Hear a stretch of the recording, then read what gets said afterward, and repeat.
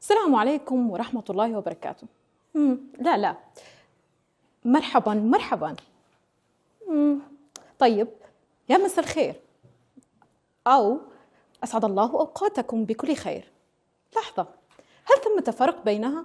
بالطبع، نحن نعرف تلقائيا ودون جهد أن السلام عليكم تأتي في السياقات الرسمية، بينما مرحبا مرحبا فيها لطف وتحبب أكثر من أسعد الله أوقاتكم، وهكذا. لكن ماذا عن الطالب الذي يتعلم اللغة العربية لأول مرة، يتعلمها لغة أجنبية؟ هل يميز هذه الفروق بينها؟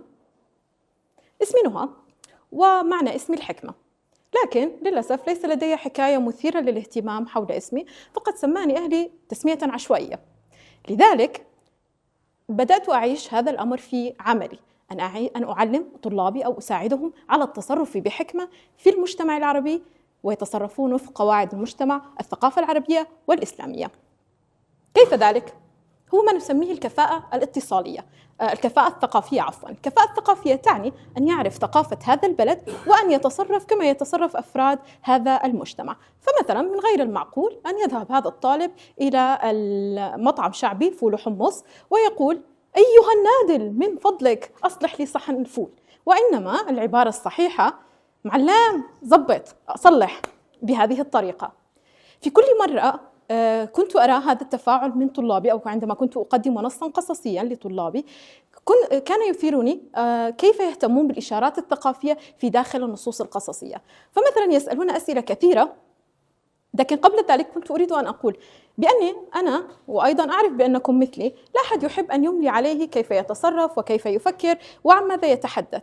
لذلك كنت أبحث عن طريقة أخرى أكثر انفتاحاً وأكثر إبداعاً لأمرر من خلالها الثقافة أو الحكمة. لذلك كان الحل في القصص. في كل مرة كنت أعرض نصاً قصصياً على طلابي أجدهم يفكرون ويتساءلون حول الأشياء الثقافية والإشارات الموجودة في داخل النصوص. فمثلاً: لماذا تشربون المتة بكثرة؟ أو القهوة؟ مطعم المقدوس، ويا سلام على البقلاوة. أو حتى مثلا: كيف تبدو الحارات الدمشقية؟ كيف شكل البيت الشامي أو البيت العربي في دمشق؟ لماذا البرامكة دائما مزدحمة؟ لماذا الشوارع لماذا سوق الحميدية مسقوف؟ هل ثمة فرق بين تفضل وشرف؟ هل ثمة فرق بين هيا ويلا؟ طيب، ما معنى أهلا وسهلا؟ كثير من وحتى أيضا لماذا نقول إن شاء الله حتى عندما لا نكون متأكدين؟ كل هذه الأشياء كانت قد تكون هي شريكا فاعلا في بناء القصة، وربما تكون شيئا عابرا لا ينتبه إليه الكاتب، لكنها كانت بالنسبة لي ولطلابي أداة لفهم الثقافة وللحوار بين الثقافات، فهم يعرفون من نحن وكيف نفكر وكيف نتصرف، وهذا الأمر يساعدهم في الحوار معنا وفي تقبلنا في أوقات كثيرة. لذلك كنت أفكر دائما في أكثر لحظة سعيدة لدي عندما كان الطلاب يجدون أشياء تتقاطع معهم فيقولون: ونحن لدينا هذا أيضا. بالمقابل عندما لا يكون ثمة أشياء تتقاطع معهم أو هي مختلفة تماما عنهم فيقولون: أفكر الآن، أنا أفهم.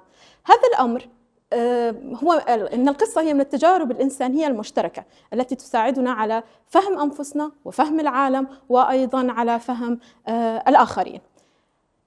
سأختم لذلك هذا الخطاب بعبارة على اعتبار جذور الثقافية من الجولان المحتل. تقول الجدات عادة عندما يردن أن يغادرن: تعقبكن العافية، بلهجة تعقبتشن العافية، بهذه الطريقة، أي تعقبكم العافية ما تعاقب عليها الليل والنهار. وأنا سأقول أضيف: وتتعاقب عليكم الحكايات بسحرها ما تعاقبت الأيام. شكرا لكم.